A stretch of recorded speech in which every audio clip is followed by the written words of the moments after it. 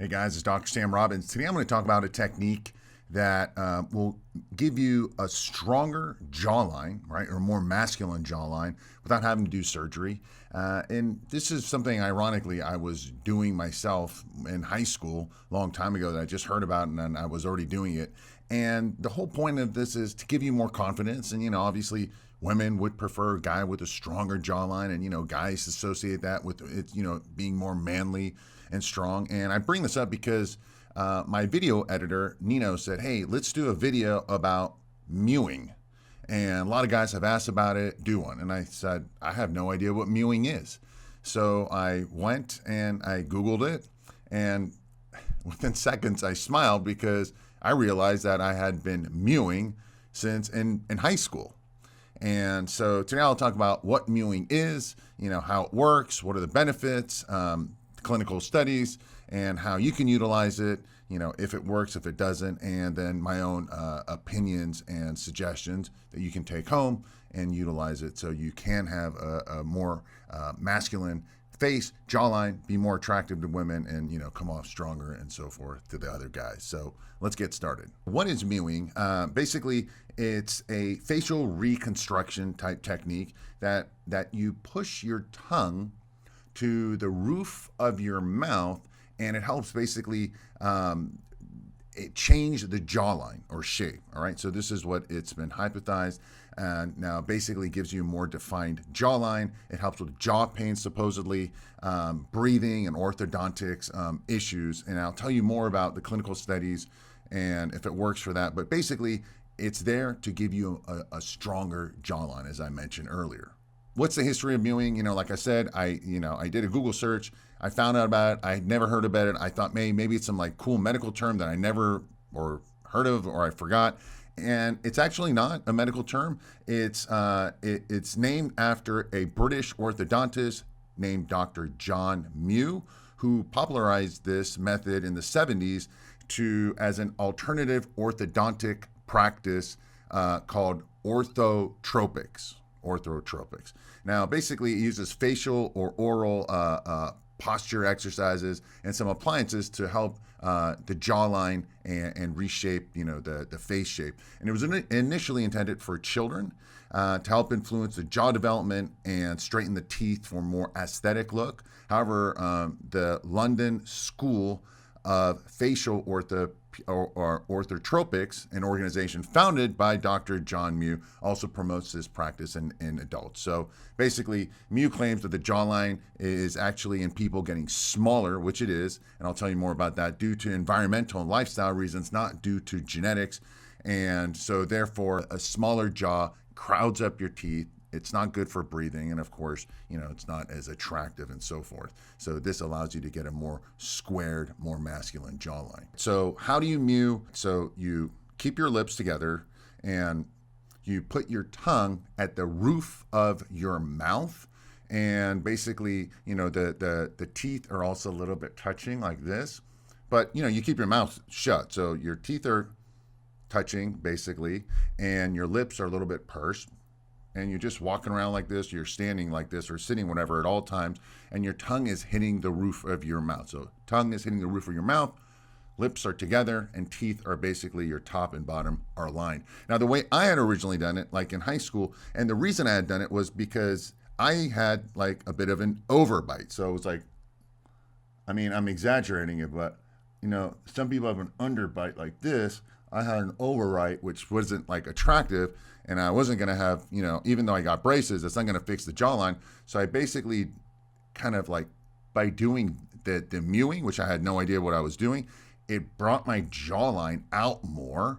So it aligned it better. So now it's just the way it is. And I don't know if it's all the years of me mewing subconsciously and so forth, but basically my jaw did all of a sudden, by me just always standing there or sitting or wherever I was doing, I was always mewing.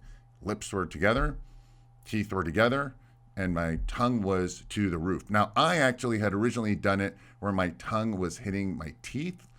My tongue is hitting the upper teeth that's how I did it. And basically, it's where the top of the teeth is meeting the roof of your mouth is right at that corner. So I wasn't doing it at the total top of my mouth. But basically, I realized that in the research that if you keep pushing your tongue towards your front teeth, it could actually move the teeth over the ears. So obviously, I wasn't doing it right. But just for me, basically touch the top of your tongue right at the roof, mouth, upper teeth, that area. And that is basically will allow your jawline to slowly come forward and so forth. Obviously, I just did it and I still do it. I actually just realized I have it by default. When I'm just sitting there, it's just default. And it's default because I've done it for so many years that it just became second nature. So I don't even know how my jaw would go back. Maybe it's the muscles or it is. So now for me, it's permanent. Obviously, you see I have a good jaw. From the side view, it's good. It's all perfectly aligned and all that. And like I said, I just did it. Now, in the research, it shows that, you need to do it all the time, be cognizant of it, and within a year or two, it becomes just the default position. So for me, it's literally just subconsciously, it's just how it is right now because I've done it for so many years. I don't recall when it became second nature, but I do remember in my younger years, even in college and so forth, I was always thinking about make sure the bottom, the jawline is there, make sure my tongue is, it's hitting the roof to give my jaw to come out more. Now, obviously, I've got a good jawline now, but I'll tell you another way you can have a better jawline as well, a little bit at the end, as well as the clinical studies and what it shows for this. But that's basically it, and I'll tell you what to expect in a minute. Now, the bottom line is, does it work? Does mewing work? Unfortunately, the clinical studies show there is none, basically, that it works, okay? The research observation, again, like they said, the human jaw is getting smaller, the mouth is getting more, crowded, the teeth and so forth. But unfortunately, I look, there's no clinical studies showing this works, even though they have an entire, orthopedic type thing just for this.